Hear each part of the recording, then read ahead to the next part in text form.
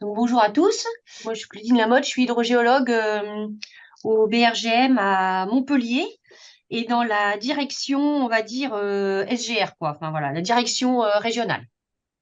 Et puis Jean-Christophe, c'est plutôt une direction scientifique. Voilà. Donc, on a travaillé ensemble sur l'étang de Thau et notamment donc sur l'inversac de la Vise dans l'étang de Thau. Et c'est quelques résultats qu'on voulait vous présenter aujourd'hui. Après une petite introduction, on verra voilà, le contexte de cette étude géologique, hydrogéologique, euh, la compréhension du mécanisme voilà, de ce phénomène. Et puis donc Jean-Christophe prendra la main au point 4, ce qui concerne la résilience, la mise en évidence d'une hystérèse, la modélisation qui a pu en être faite, les prévisions, et enfin, conclusion. Donc en introduction, bah, vous le savez tous, une grande partie du pourtour méditerranéen qui abrite des sources karstiques, qui sont aujourd'hui, qui peuvent être aujourd'hui submergées par le niveau de la mer. Voilà, et donc nous avons travaillé sur l'une d'entre elles, qui est la source de la Vise, dans l'étang de Thau, au large de Ballaruc-les-Bains.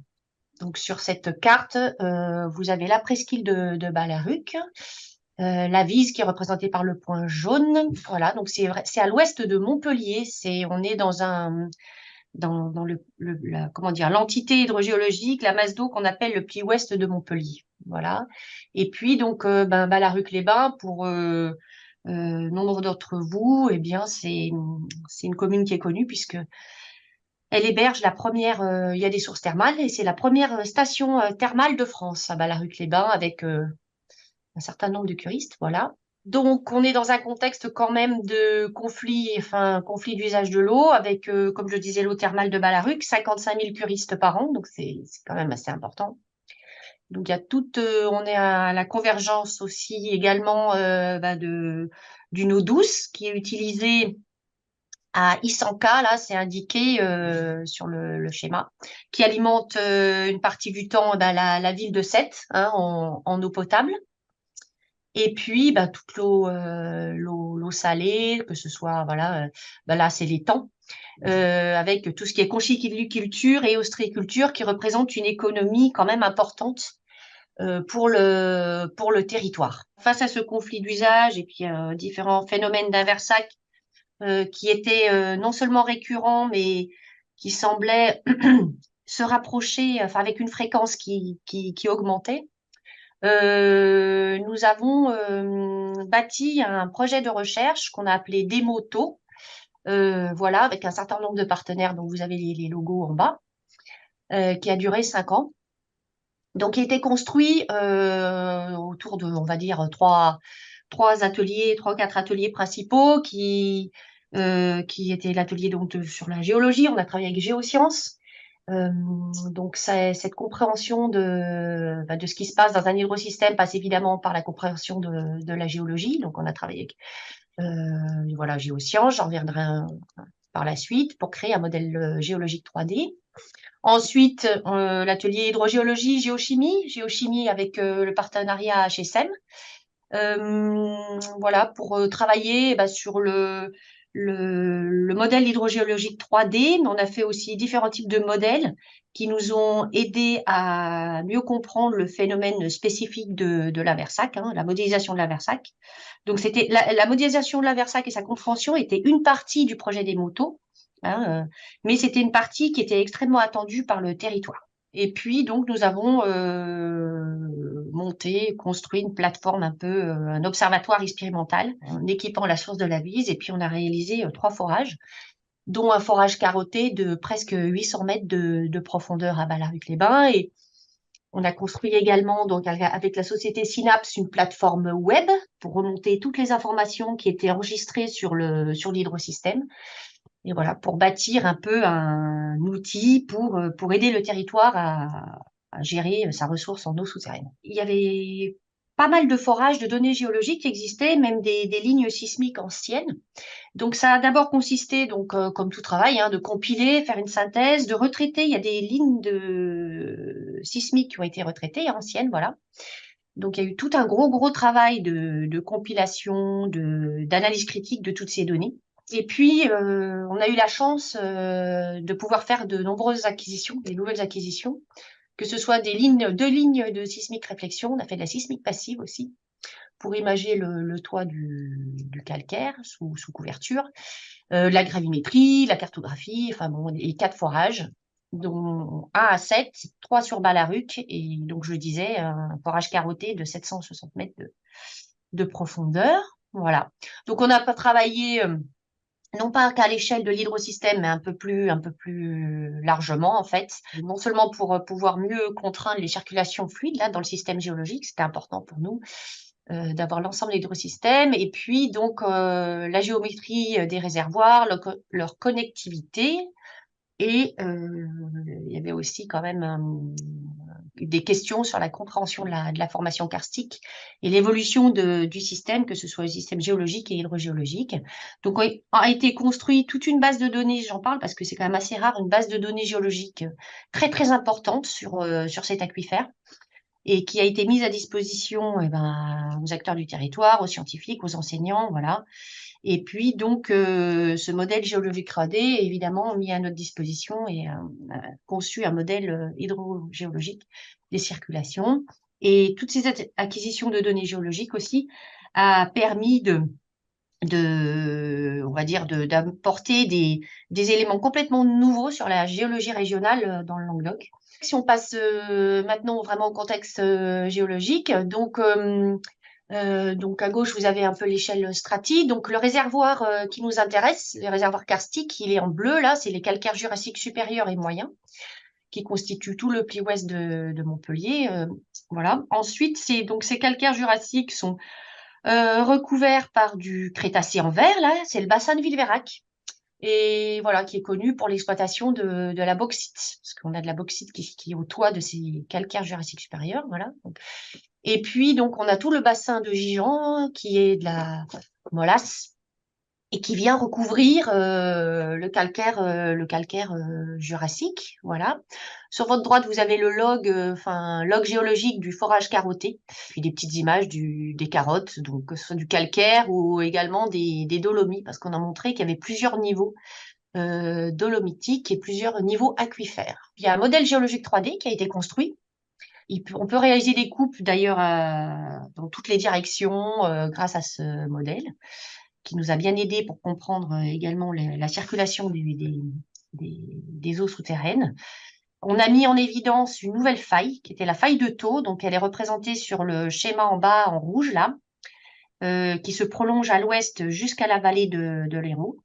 Donc, elle était supposée, cette faille, même dans le modèle des modèles qui avaient les précédents modèles qui expliquaient la remontée donc des eaux thermales à Balaruc, on supposait qu'il y avait une faille, mais là, elle a été vraiment mise en évidence, confirmée. Donc, comment on a travaillé en hydrogéologie? Eh bien, on a équipé un certain nombre de points piézométriques, mais et des sources, les exploitants de la ressource qui ont coopéré avec nous, et tout le monde a mis à notre disposition toutes les données qui étaient enregistrées. Donc ça, c'est quand même 40 points, 43, plus d'une quarantaine de points suivis quand même, avec évidemment on va dire une densité supérieure sur la presqu'île de Balaruc, parce que on voulait se mettre au plus près de la Vise, bien entendu, pour essayer de comprendre ce qui se passait. Voilà, donc le syndicat mixte du bassin de Thau, le SMBT, nous a beaucoup aidé à construire cet observatoire. Donc sur la presqu'île de Balaruc, on a installé notre observatoire scientifique. Et puis donc on a suivi quasi en direct sur une multitude de points, voilà, qui nous permet de suivre au plus près cet hydrosystème, et qui est disponible sur une plateforme web. Donc, d'un point de vue du contexte hydrogéologique, eh bien, là, sur le dessin, sur la carte en haut, là, ce pli ouest, en gros, il a été découpé en plusieurs entités karstiques, entités hydrogéologiques, et nous, on travaille sur la centrale, qu'on a appelée, c'est l'entité hydrogéologique Venisanka Kovi Vise. Donc, au niveau de la presqu'île de Balaruc, là, qui est entourée par un cercle, au large de cette presqu'île, il y a la source de la Vise. Et en fait, on voit que C'est l'exutoire le plus au sud de cette entité hydrogéologique. Il y a une convergence de toutes les eaux, des eaux du système, donc avec un écoulement, on va dire, globalement nord-sud, qui converge à la source de la Vise. Le trait de coupe en rouge, qui est situé sur la carte, donc c'est le trait de la coupe que vous avez en dessous, là, avec, alors cette fois-ci, à droite, c'est le nord. Donc c'est la zone de recharge de l'entité sur la montagne Causse de Meulas, montagne de l'Amour, voilà. Donc le quart se recharge notamment ici.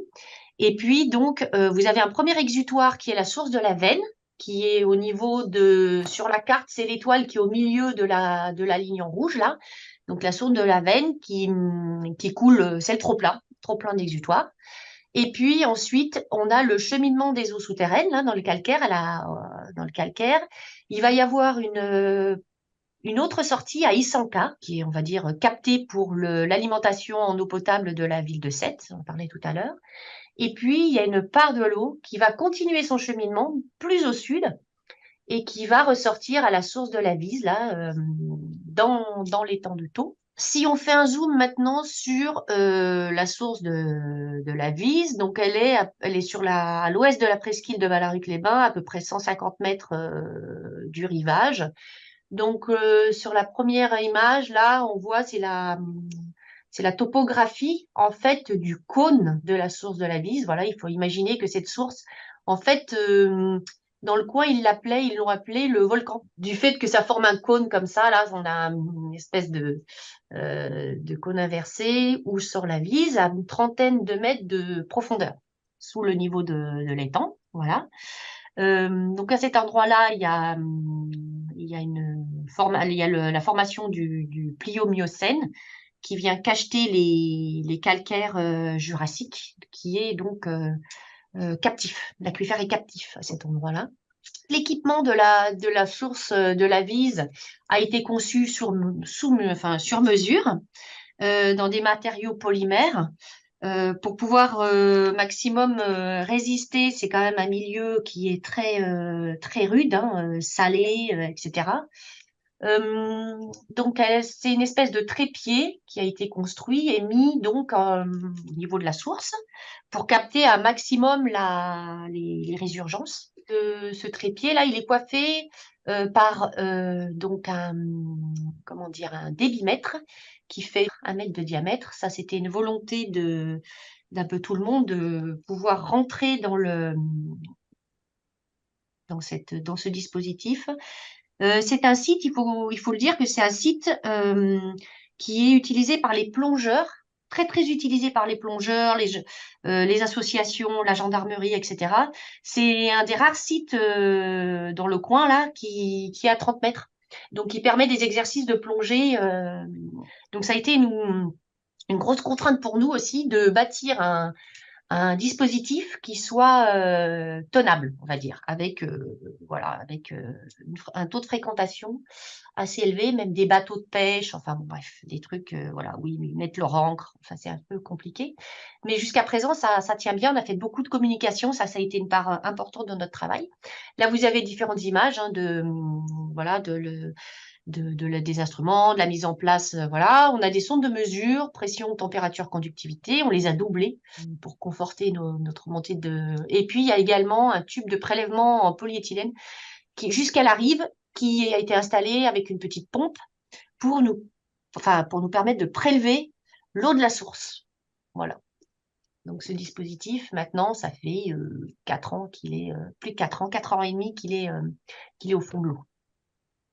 Il fonctionne toujours, voilà. Donc ici, vous avez des graphiques qui représentent les données qui sont enregistrées sur la Vise, à la Vise. Donc en haut, pardon, vous avez le débit de la Vise en mètres cubes par seconde.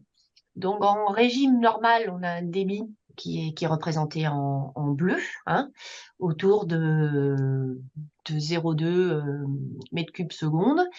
Et puis, donc, en régime d'Aversac, le débit devient négatif. Voilà, il est représenté en rouge, là. Donc, on a, et de nouveau, une bascule, là, à partir du 14 mars 2022. On a des débits de nouveau positifs. Voilà.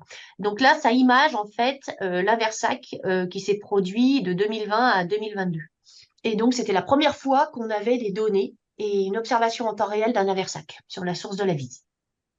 Vous avez le graphe du milieu, c'est la conductivité. Voilà. Donc, au moment de l'Aversac, évidemment, une augmentation brutale de la conductivité, puisque la conductivité, du coup, qu'on mesure, c'est celle de l'étang de Thau, qui était à l'époque autour de 60 millisiemens par centimètre.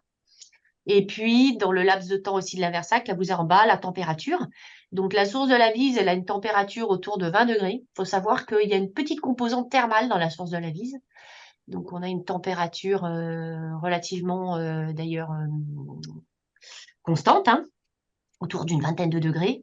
Et puis, au moment de l'Aversac, eh ben, chute brutale de la température. On était en mois de novembre, donc l'eau de l'étang était un petit peu plus froide. Et puis, on observe bien d'ailleurs la montée En fait, ce qu'on observe là, c'est la température de l'étang, la variation de la température de l'étang.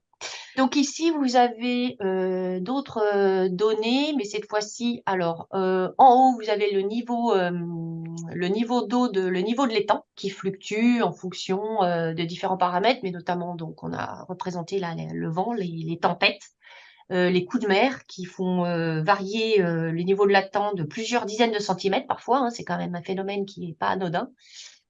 Voilà, avec toujours la représentation de la période d'un Versac en rouge hein, sur les courbes. On a un niveau d'eau, on va dire que c'est le niveau de l'aquifère qui est enregistré ici, à à quelques centaines de mètres de la source de la Vise. Alors, il faut voir ici, c'est qu'au moment de l'Aversac, on a un phénomène de rebond piézométrique. Donc, on a une charge dans l'aquifère qui augmente et qui peut dépasser les 2 mètres à certains, selon la distance du point d'observation à la Vise. Donc ça, on reviendra dessus dans la suite de l'exposé. Voilà. Ensuite, vous avez aussi un diagramme, un graphique qui mesure, enfin c'est la différence donc de densité des eaux entre l'eau de la lagune, de l'étang et l'eau douce, karstique. Voilà. Et enfin, donc ces différents paramètres qu'on a pris en compte dans notre interprétation, donc on vous les présente, on vous les présente ici. Donc on se rend compte quand même qu'on est dans une différence de densité quand même assez importante, voilà. Et puis donc en bas, le dernier, c'est le gradient hydraulique qu'il faut prendre pas comme un gradient hydrogéologique classique, mais c'est plutôt la différence de charge entre l'aquifère karstique et la charge représentée par l'étang corrigée par la densité des eaux respectives. Voilà, où on observe là, au moment de la Versac une brutale montée donc, de la valeur donc, de ce gradient hydraulique. Mais on reviendra par la suite aussi là-dessus. Donc le mécanisme de la Versac, donc tel qu'on l'a imaginé. Donc ici, vous avez un petit schéma de site de la Vise avec en dessous donc l'aquifère karstique avec eau douce recouvert par une couche imperméable, voilà, de Pliocène et de Miocène, et au-dessus donc la lagune de Thou. Et donc, par simplification, donc on a imaginé un conduit, on va dire vertical, qui met en communication donc l'aquifère karstique d'eau douce et l'étang. Donc en situation, on va dire normale, émissive, en tout cas de la source, situation émissive de la source, on a un flux d'eau douce qui va arriver dans l'étang, voilà, qui est représenté par le petit cône là, tant que, on va dire, la pression de l'aquifère karstique est supérieure à la pression qu'exercent les eaux salées de la lagune. Voilà, donc tant qu'il y a un niveau de nappe, on va dire, suffisant, on a une sortie de cette eau douce dans l'étang. Autre situation, donc mécanisme d'un Versac. Donc quand on a cette pression qui s'inverse, eh bien on va avoir une arrivée d'eau, salée, dans l'aquifère d'eau douce. Donc un renversement des écoulements, des flux, causé donc par des niveaux bas de nappe. Donc situation d'aquifère un peu déprimée. Et puis également donc une augmentation du niveau de l'étang, hein, causée par le vent notamment, et puis donc des niveaux de salinité de l'étang importantes. Voilà.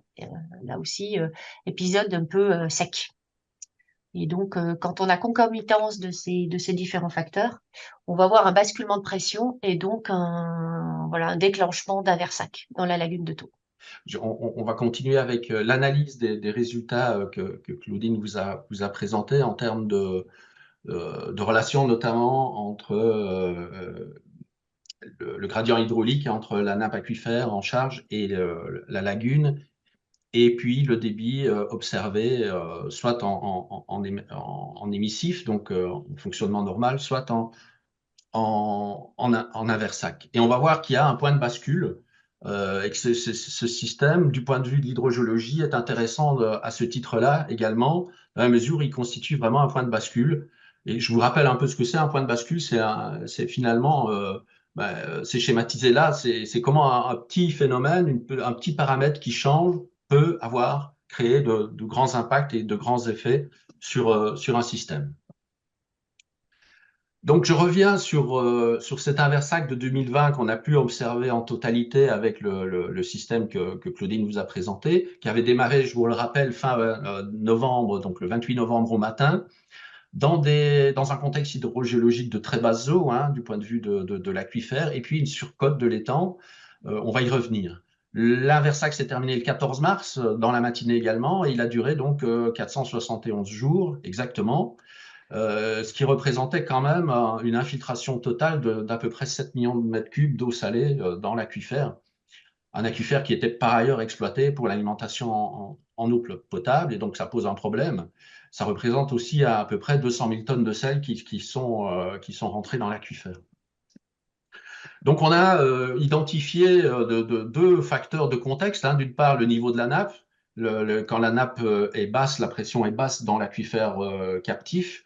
Donc c'est un facteur de contexte qui est favorable à l'inversac, mais également la salinité de l'eau de l'étang qui fluctue au cours de l'année en fonction de l'évaporation dans l'étang et de la concentration du sel. Et puis un déclencheur, on va dire ponctuel, qui est le niveau de l'étang, qui peut avoir une surcote par moment lors de, on va le voir, d'un certain nombre d'épisodes météorologiques.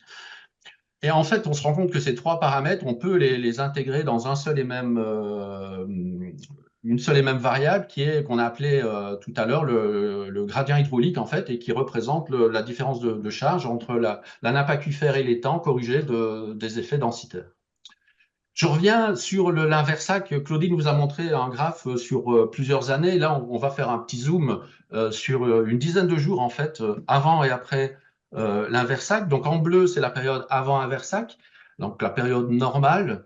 Donc, il y a 3 jours, à peu près 3 jours et demi, et vous voyez plusieurs courbes. La première courbe, tout en haut, c'est la courbe de niveau d'eau dans l'étang. Vous voyez qu'elle fluctue, qu'elle oscille, c'est l'effet des marées, évidemment. Puis elle a un point haut à un moment qui est un point haut lié au phénomène de marée également, mais aussi un phénomène brutal d'hausse d'à peu près 10 cm lié là à un événement météorologique. On a une surcote liée à une tempête, en tout cas un coup de vent, on va le voir par la suite. Et puis après, on voit que le niveau redescend. Et en fait, c'est cette petite hausse soudaine du niveau de l'étang qui provoque l'inversac. C'est ce qu'on voit en dessous. La deuxième courbe avec les petits points, les petites croix bleues là concentrées, on voit que donc le débit est à peu près à, je crois qu'il était de mémoire autour de 120 litres par seconde en émissif. Et puis brutalement, il bascule à peu près 400, moins 400 litres par seconde, avec quand même deux, trois oscillations. Et puis en fin de journée, là, il est vraiment stabilisé à peu près 360 litres par seconde négatif. Et puis la troisième courbe vers le bas, donc la dernière tout en bas, finalement c'est ce gradient hydraulique et donc cette composante qui nous donne la différence de charge entre les deux masses d'eau. Et on voit qu'elle est vraiment à un niveau minimum, en fait, c'est le minimum qu'on a pu observer sur toute la chronique d'eau donnée. C'est au moment où l'inversac se produit. Et donc si on revient maintenant à l'épisode météorologique. Si on regarde le vent, on voit qu'on a au niveau du vent une augmentation de la vitesse du vent. Donc c'est la courbe en trait continu, d'abord qui est bleue puis qui devient rouge. Et donc on a un maximum local un petit peu avant l'inversac. Et surtout, on a une orientation du vent qui provient du sud et qui provoque cette petite surcote de l'étang provoquant ensuite l'inversac. Donc c'est un petit peu là qu'il y a cette bascule, ce petit point de hauteur, d'augmentation du niveau de l'étang qui crée ce phénomène assez spectaculaire d'inversion des flux qui passe de plus 100 litres seconde à peu près moins 400 litres par seconde d'intrusion saline. Claudine vous a dit qu'il y a eu un impact sur la piézométrie. Ben, là, c'est un extrait d'un journal qui est paru le 1er décembre 2020 qui mentionne des inondations de caves et de parkings souterrains quelques jours après l'inversac. C'est quelque chose d'assez classique qu'on observe après les inversacs, c'est-à-dire c'est une augmentation subite des niveaux d'eau dans l'aquifère captif.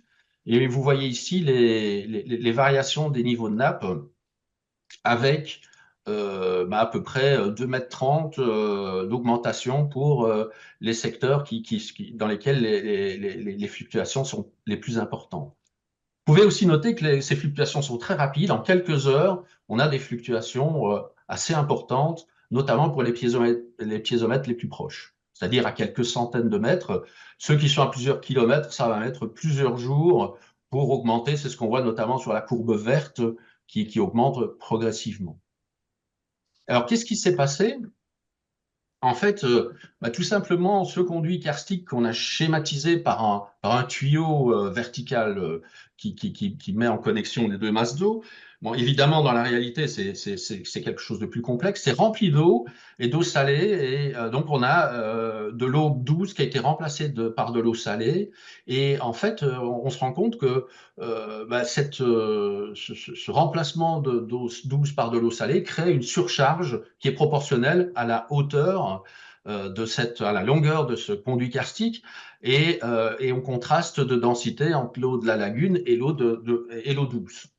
Et on se rend compte en fait en faisant des petits calculs, je ne vais pas rentrer dans le détail, mais que pour obtenir à peu près 2,30 m de surcharge d'un coup, il faut à peu près imaginer un conduit karstique d'une épaisseur totale d'à peu près 70 mètres. Ce qui veut dire que donc, la base de l'aquifère karstique est située à peu près 30 mètres plus 70 mètres, ça veut dire à peu près 100 mètres de profondeur au niveau de la source de la Vise, ce qui est assez cohérent d'après nos collègues géophysiciens avec les données qui sont disponibles. On a pu modéliser assez facilement avec vraiment une équation de diffusivité très simple. Hein, et vous voyez qu'on peut reproduire là ces fluctuations de niveau piézométrique. Ce qui est intéressant, c'est qu'on a pu le faire avec une diffusivité de l'aquifère égale à 25 mètres carrés par seconde, qui est celle qu'on avait observée lors des pompages d'essai réalisés dans les forages dont Claudine vous a parlé tout à l'heure. Et en fait, on arrive à reproduire également les 4 forages de façon plus ou moins satisfaisante, mais avec la même diffusivité, c'est-à-dire qu'on n'a pas dû ajuster le paramètre d'un piézomètre à l'autre, ce qui nous conforte assez bien dans l'analyse et la compréhension du mécanisme. Alors là, on va regarder un petit peu maintenant l'évolution du débit en ordonnée par rapport à ce gradient hydraulique qui existe entre l'aquifère et l'étang. Et donc, en bleu, au-dessus, vous avez le régime normal, c'est-à-dire avant l'inversac, avant le 28 novembre 2020. Et on voit que entre les périodes sèches et les périodes humides, on a une évolution du débit plus ou moins linéaire.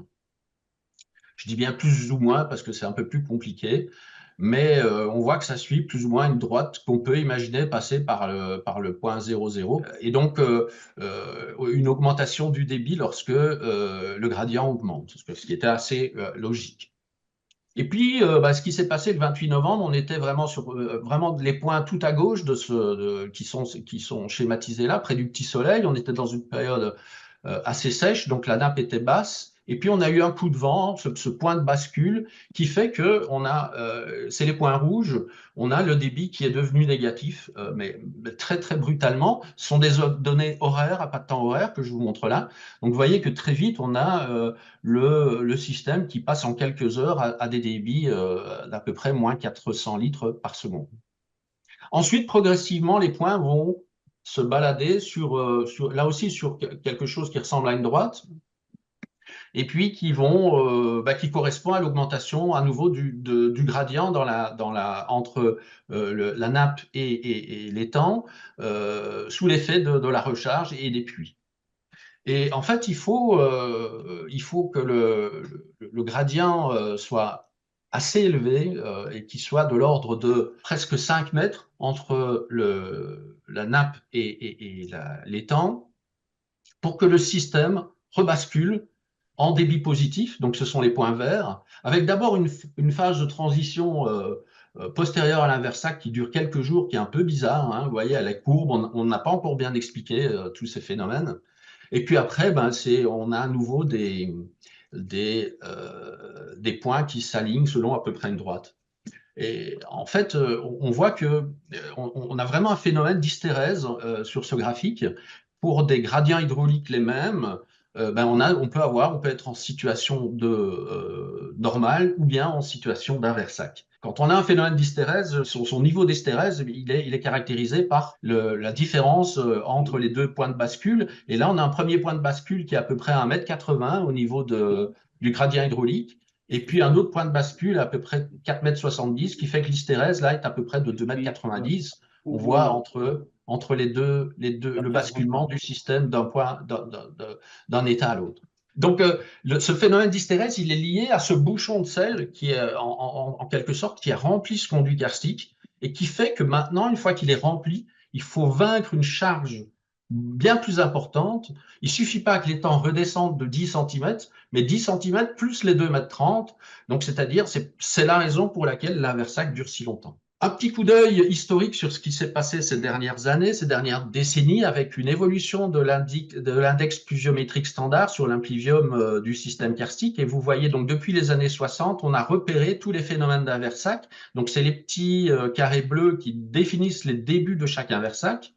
Et puis en bleu, vous avez les petits carrés verts, pardon. Et puis en bleu, vous avez le phénomène dans sa durée. Et on voit qu'à chaque fois, il est lié évidemment à des contextes pluviométriques et donc piézométriques de sécheresse. Mais on voit aussi une augmentation de la fréquence de ce phénomène ces dernières années, avec notamment 4 phénomènes ces 15 dernières années, et donc même un cinquième qui est en cours, comme Claudine vous en parlait au début de la vidéo. On s'est posé la question s'il était possible, avec un modèle, de représenter ce phénomène. Donc, on l'a représenté avec un modèle à éléments finis. Donc, on a utilisé le code FIFLOW et on a simulé en fait deux masses d'eau, une eau salée au-dessus et une eau douce en dessous, avec une diffusivité dans l'aquifère de 25 mètres carrés par seconde, hein, conforme à ce qu'on avait observé précédemment. Et on a mis ces deux masses d'eau en contact au travers d'un conduit très perméable, une zone très perméable qui simule le conduit karstique subvertical qui met en contact les deux masses d'eau. On a respecté toute la géométrie, hein, les épaisseurs d'aquifères du Jurassique connus, les fameux 70 mètres de la couche imperméable, et puis l'épaisseur de l'étang de 30 mètres au niveau de la source. Et on a introduit les densités observées.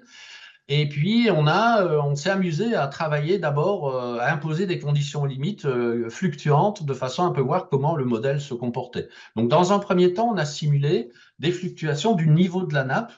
Vous voyez qu'on a eu un niveau de nappe à peu près 3 mètres au-dessus du niveau de la mer, puis on simule une petite récession liée à un épisode sec, par exemple.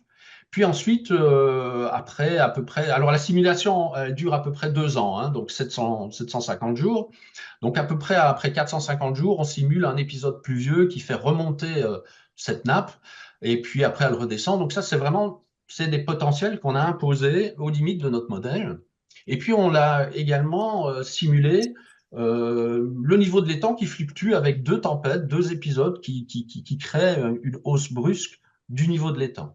Et on a regardé ce que le modèle calculait en termes de débit, donc c'est la courbe noire, le débit entrant ou sortant au travers du conduit karstique. Donc on se rend compte que le premier épisode de hausse de l'étang, ben, lorsque la nappe est haute, ben, crée juste une baisse du niveau du débit, mais ne crée pas d'inversac. Par contre, le deuxième épisode, lorsque la nappe est redescendue à peu près 2,50 m, c'est le trait rouge, ben, le deuxième épisode de vent et la surcote de l'étang crée un inversac avec la courbe noire qui devient négative et un débit qui devient négatif jusqu'à ce qu'on ait une hausse très importante. À peu près, on a fait différents tests de sensibilité, il fallait à peu près 2,50 m, c'est-à-dire à peu près ces 2,30 m dont on a parlé tout à l'heure, qu'il a fallu vaincre dans l'autre sens. Et donc, il faut vraiment un épisode Sevenol sur la zone pour faire en sorte que le système retrouve son fonctionnement normal. Pour terminer, on a réalisé également un outil de prévision pour le syndicat du bassin de Thau. Il était trop compliqué d'utiliser FIFLO et des modèles complexes au jour le jour, évidemment. Donc, on a essayé de mettre sous équation assez simple le fonctionnement les interactions entre cet aquifère et la lagune. Et donc, on a pu le simuler au travers de solutions analytiques que vous voyez au-dessus et qui sont finalement pas très compliquées et qui dépendent de deux paramètres de perméabilité, de géométrie qui sont A et C, qu'on a calés et puis que maintenant on utilise en simulation. Et vous voyez en dessous hein, une comparaison de débit à la source entre les débits simulés et observés. Et vous voyez que les résultats sont relativement satisfaisants. Ça nous a permis de développer donc cet outil de vigilance. Donc là, vous voyez une sortie c'est une feuille Excel hein, où vous voyez en haut, on retrouve les trois paramètres dont je vous ai parlé tout à l'heure. L'opérateur va rentrer donc dans la feuille Excel la hauteur d'eau piézométrique sur son réseau d'observation, le niveau de la lagune et puis la salinité de la lagune, la densité de la lagune. Et en fonction de ces paramètres, le logiciel calcule cet indicateur du déclenchement d'un versac qui est finalement, on retrouve le gradient hydraulique dont je vous ai parlé. C'est lui qui nous donne vraiment une indication intéressante sur le risque. Et donc, on a différencié différents niveaux de vigilance par rapport aux valeurs que peut prendre cet indicateur. Donc, en conclusion, vous avez vu qu'on est vraiment dans un système avec une forte hystérèse et un point de bascule avec un risque d'augmentation de ces bascules avec le changement climatique. D'une part, la baisse du niveau des nappes et la hausse du niveau de la mer. Et puis, de plus en plus, on va avoir une risque d'un non-retour. Jusqu'à présent, on a la chance qu'on a des épisodes Sevenol qui remplissent l'aquifère et qui permettent de revenir à un état normal. Mais est-ce qu'un jour, le système ne va pas basculer définitivement et rester en état d'inversion définitive? Donc, on voit là qu'on a une forte vulnérabilité de certains de nos aquifères karstiques côtiers hein, qui sont potentiellement concernés par ce type d'inversac et un risque aussi de non-retour qui est plus élevé. On peut imaginer avec la crise messinienne des karstes profonds pour lesquels la profondeur sera plus élevée, donc cet effet bouchon sera encore plus important. Voilà, je termine avec juste ce schéma qui présente un peu un résumé de nos connaissances, et c'est une tentative de résumer des connaissances sur ces différents types d'inversac et de sources sous-marines, avec d'une part en haut les deux schémas du haut des aquifères qui sont connectés à de l'eau salée via un conduit vertical, et puis en bas des systèmes qui sont connectés via des conduits horizontaux. Et la différence entre les deux, c'est que dans le conduit vertical, par exemple comme celui de Thau, on a vraiment des inversions de flux radicales, c'est-à-dire on a d'une part d'un côté des écoulements doux qui alimentent la lagune ou la mer, ou bien on inverse complètement. C'est le cas les sources de la Vise, de Sheka aussi au large du Liban. Je ne sais pas si Michel est connecté, mais il connaît bien. Et puis, en dessous, on a des contextes de conduits horizontaux où on peut avoir là, en phénomène d'inversac, la concomitance d'écoulements horizontaux salés ou doux dans le même conduit horizontal. Ça a été documenté en France, notamment sur une source voisine de la Vise, sur la même lagune. Voilà, je vous remercie tous. Je remercie aussi surtout Bernard Ladouche qui est derrière tout ça du point de vue scientifique. Et puis Vincent Durand d'Ortea, avec qui on a collaboré depuis de nombreuses années parce que ça n'a pas été simple, vous l'imaginez, d'équiper ce site et d'acquérir ces séries de données. Donc un grand, grand merci à eux deux. Dans le chat, il y avait au moins deux questions. J'ai vu la question, on n'a pas pu descendre dans le conduit. Il est trop petit et on n'a même pas pu y descendre.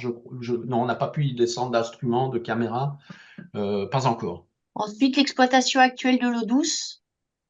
J'ai En pas. fait, l'eau douce, elle est exploitée à Isanka et il n'y a pas de pompage en fait. Donc, ce qui sort à la source d'Isanka est prélevé, tout au moins en partie. Il y a un débit réservé, mais donc il n'y a pas du tout de rabattement de ce côté-là. Et les thermes puisent de l'eau thermale. On a montré que ça n'avait pas d'influence donc sur la charge dans l'eau douce. Un Aversac, d'ailleurs, s'est produit, c'est en 2020. Ben, c'est l'Aversac qu'on décrit, alors que l'établissement était fermé. Il n'y avait aucun prélèvement sur la source thermale puisque c'était le Covid. Et les thermes, de toute façon, c'est les premiers concernés par l'Aversac au sens où ils ont quand même une ressource thermale et une qualité à préserver. Donc, ils savent très bien que leur intérêt, c'est de réduire un maximum les prélèvements qu'ils font dans leurs ressources thermales et ils mettent tout en œuvre d'ailleurs, ils sont vraiment à fond dans ce schéma-là. Vraiment, il y a une exploitation de la ressource qui est calée au mieux. On a un tout petit peu évoqué la crise du Messinien. Est-ce que ce système-là, il est lié d'une manière ou d'une autre au Messinien? Et est-ce qu'éventuellement, justement, dans la partie exploration géole, est-ce que vous avez vu éventuellement des traces du Messinien dans le système? On a vu des traces de petits canyons, c'était avec la sismique passive, me semble-t-il. Voilà, mais il faudrait que je regarde précisément pour pas dire de bêtises. Voilà. Mais clairement, enfin, la source de la vie, ça peut très bien être. La Enfin, karstification en elle-même, oui, elle est potentiellement liée à la crise messinienne, voilà. oui. Oui, Mais oui, la tout à source fait. en elle-même, probablement pas. Enfin, selon moi, hein. Et la faille que vous avez identifiée, elle a quelle orientation et en quoi elle bouscule un peu le système, enfin, où elle le bloque? En fait, elle ne le bloque pas, le système. Justement, c'est grâce à cette faille qu'on a la remontée des eaux thermales à Balaruc. Voilà. Bah, de toute façon, c'est un site enfin, qui a été exploité depuis les Romains et même peut-être antérieurement, hein. Il y a une source historique qu'on appelle d'ailleurs la source romaine. Donc, il y a de nombreux hydrogéologues qui ont travaillé sur Balaruc et le schéma conceptuel de la remontée des eaux thermales s'appuyait sur l'existence d'une faille, voilà, d'une discontinuité. Et effectivement, c'est bien le cas. Et on l'a mis en exergue et ça va voilà, elle va jusqu'à la vallée de l'Hérault. Elle était connue un peu dans la vallée de l'Hérault, mais on savait pas que c'était continu avec voilà. Et cette faille, ce qui est intéressant, c'est que cette faille, elle est connectée à la faille de Nîmes. Il y aurait des circulations d'eau thermale de la faille de Nîmes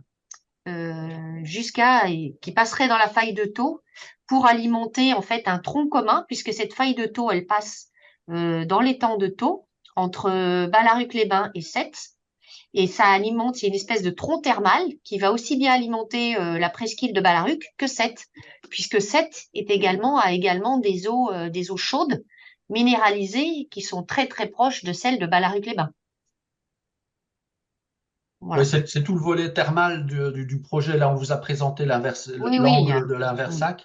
Il y avait tout un volet aussi compréhension thermale et du gisement et de ce mélange entre toutes ces eaux douces, salées et thermales. Et donc, cette faille joue un rôle important et majeur en fait dans la remontée de ces fluides qui explique ben, les eaux thermales au niveau de Balaruc et également de 7, comme le disait Claudine, on a réalisé un forage à 7 là qui avait de l'eau à 45 degrés hein, de mémoire Oui, à oui, court c'est débit, ça. quoi. Ouais, c'est ça. Et puis, de toute façon, la commune de Sète avait par le passé fait des ouvrages il y avait des ouvrages de géothermie. Ils sont aujourd'hui plus disponibles, ils ont été rebouchés, mais bon, maintenant ils sont de nouveau conscients du trésor qu'ils ont sous leurs pieds. Ça nous ramène à une des questions qui est posée, que je vois dans le chat, c'est les eaux s'infiltrant sur la colline de Sète sont-elles reliées à la Vise? Non, eh ben non. Donc pour nous, non.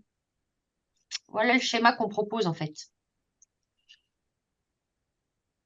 Voilà. Donc de l'autre côté, c'est pas tracé, mais le forage à 7, toutes les données qu'on a enregistrées sur le forage de 7 montrent qu'on a deux systèmes différents, déconnectés. D'accord. Alors, il y avait une autre question, c'était jusqu'où peut remonter le biseau salé dans les conduits karstiques? Alors, dans celui-là en particulier, et puis parce que la question allait plus loin dans les conduits karstiques horizontaux, voilà, ça peut être loin, mais est-ce que vous, là, on a une idée de, au moins déjà sur celui-là? La salinisation de l'aquifère, elle est, comment dire, elle est observée sur certains exutoires, notamment sur la source Covy, qui est vraiment tout proche, qui est sur la presqu'île de Ballaruc-les-Bains. Voilà. Donc là, on sait qu'il y a une salinisation de l'aquifère. Voilà. À Ambressac aussi, mais tout ça, ce sont des exutoires, des trop-pleins enfin, des sources, hein. D'ailleurs, il y avait une exploitation de l'eau potable à Covy qui a été stoppée. Ça a été arrêté. Maintenant, l'aquifère est salé. Donc voilà. L'intrusion, elle part très fortement vers le bas, hein. Elle Et oui. s'étend évidemment avec la densité, le contraste de densité, donc elle part vers l'eau part vers le bas. Et je crois on l'a enregistré dans certains forages. Enfin, je ne sais pas si je dis une bêtise, mais à quelle distance c'était les forages auxquels on a pu voir des changements de conductivité électrique? Pour Plusieurs des centaines de ouvrages mètres, hein. suffisamment profonds, tu veux dire? Oui, Bon, c'est quelques centaines de mètres. Enfin, c'est ouais, pas. d'accord. Il y a pas pour le moment. Puis c'est une eau, comme tu dis, elle va se retrouver vraiment au fond, quoi. C'est une eau dense. Voilà. Donc ça reste encore relativement localisé, je dirais. Oui, c'est moi qui ai posé la question sur jusqu'où pouvait remonter le biseau salé, parce qu'ici dans les Alpes-Maritimes, on a pu remonter le biseau salé jusqu'à 3 km à l'intérieur des terres, avec des forages profonds qui recoupaient des conduits karstiques profonds. Et je voulais savoir si, dans votre cas, des forages profonds à l'arrière avaient recoupé donc le biseau salé. Bon, vous avez répondu partiellement, mais visiblement, ça a l'air très, comment dire, très limité en distance par rapport à l'étang. Est-ce que vous avez connaissance d'un forage profond qui l'aurait recoupé plus loin? Alors non, mais on n'est pas non plus allé chercher ce qui se passe dans la Gardiole. Il y Voilà, a dans un la ancien Gardiole. forage pétrolier. On n'est Oui, pas allé voir ce qui se passait en profondeur en fait. Mais ce qu'on observe quand même sur la Méditerranée, bon bah certes il y a la Vise qui est en Aversac, mais il y a d'autres sources justement dans le système qui est à côté là, dans le système karstique qui est à côté, donc qui intéresse, c'est le système on va dire Mosson et Gardiole Est. Il y a la Roubine de Vic aussi. Enfin, on sait qu'il y a des sources qui sont en Aversac également et qui concourent à la salinisation quand même de l'aquifère côtier. Mais non, on n'est pas allé, en fait, on n'a pas fait ces investigations. Qui serait à faire, peut-être, oui, tout à fait. moi, en ce qui me concerne, j'ai pu constater que il y avait un accroissement de la salinité des aquifères profonds du moment qu'on avait une exploitation d'aquifères à l'arrière au-delà des volumes de recharge annuels. Mm, mm. Donc, je ne sais pas qu'est-ce qu'il en est de l'exploitation chez vous, mais en tout cas, je fais part là de ma Ouais, bien sûr. Oui, un de, retour d'expérience, ouais, ouais. ouais, la Mais c'est retour vrai de que, mais oui, oui, mais il y a des ouvrages, donc c'est dans le système karstique plus à l'est, là, dont je discutais, là, enfin, dont je parlais, là, Kars-Mosson. Il y a des captages d'eau de l'agglo de Montpellier, captage du Flès à Villeneuve-les-Maglones, où là, effectivement, il constate quand même une augmentation de la conductivité des eaux. Ah, Et oui, il y a un captage aussi qui est dans la Gardiole à Mirval, où il y a une piste d'essai de pneus Goodyear, où ils utilisent l'eau d'un captage pour arroser les pistes, pour éviter la poussière. Ben, là aussi, ils voient quand même une augmentation de la conductivité des eaux. Donc oui, Donc, les exploitations de la ressource en littoral et là, on sont... est à combien à l'intérieur des terres, à peu près? Juste. Faudrait que je regarde, je peux pas, j'ai pas, je sais pas. On pourra en Et- discuter. Moi, On je peut peux prendre peut-être contact pour compléter? discuter. Oui? Ah, bah si tu l'as, oui. Oui, alors j'ai quelques éléments puisque sur la Mosson, toujours Perrine-Fleury, pardon, Bergem, Montpellier, on travaille sur ce secteur et effectivement, les captages ont été abandonnés autour des années 2010-2015 parce qu'on avait des problèmes de salinité. Et là, on est 4-5 km à l'intérieur des terres. Et en fait, sur ces quarts côtiers, c'est une démarche qu'on a proposée depuis plusieurs années, toujours pareil au Berger Montpellier, de dire qu'il est important de faire un suivi et d'utiliser ces sources côtières ou sous-marines comme indicateur du fonctionnement du système et de la salinité aussi. Et que effectivement, c'est des outils, enfin des points qui doivent nous permettre de mieux exploiter les aquifères. Donc, on a travaillé sur le Cars des Corbières également, dans les Pyrénées-Orientales. Et puis, bah, voilà, il y a Mosson, il y a Thau. Et l'idée, c'est vraiment de suivre les niveaux et de s'en servir comme des outils de gestion, en fait. Alors justement, c'est vraiment une question qui m'intéresse parce que les niveaux, c'est une chose, mais la salinité, elle progresse si on regarde au cours du temps à l'intérieur des terres. La question qu'on se pose, c'est est-ce qu'on peut inverser une fois qu'on a fait rentrer le biseau salé plus en avant dans l'aquifère? Est-ce qu'on peut inverser les choses? Moi, de mon retour d'expérience, c'est que s'il y a des grosses crues, etc., donc une charge plus importante, ben, on s'aperçoit qu'au cours du temps, on n'a pas un retour, si vous voulez, à une baisse finalement de la salinité profonde. Vous avez Sur des... les karsts, je pense que Ouais. chaque système est un peu unique Ouais. et que bah, on peut pas faire, je pense pas qu'on puisse faire de généralité. Moi, j'ai travaillé sur ce sujet pendant ma thèse et puis par la suite. Et en fait, ce qu'on montre, c'est que chaque système est vraiment unique parce que en Méditerranée, il y a eu cette crise du Messinien, des conduits très profonds et que ça dépend vraiment de l'évolution géomorpho et est-ce que les conduits ont été oblitérés ou pas ou sont restés ouverts sur le milieu marin. Donc, euh, d'où vraiment l'intérêt de faire du monitoring sur ces systèmes Ouais. et de comprendre ce qui s'y passe, bien entendu. Une toute dernière question, c'est est-ce que vous avez essayé de voir comment ce système d'inversac pourrait évoluer avec le temps en fonction de la hausse du niveau de la mer? oui, on a regardé, on a fait des simulations avec, en considérant l'augmentation du niveau de la mer uniquement. Je crois qu'on n'avait pas intégré une baisse de la recharge naturelle des aquifères liée au changement climatique. Il me semble qu'on a testé que le niveau de la mer et évidemment, c'est pas une surprise, on va avoir plus de phénomènes. Ce que les modèles semblaient montrer, mais à vérifier parce que c'était vraiment des simulations préliminaires, c'était qu'on n'aurait pas forcément plus d'inversac, mais qui durerait plus longtemps, en fait. Voilà, statistiquement parlant, quoi. Voilà.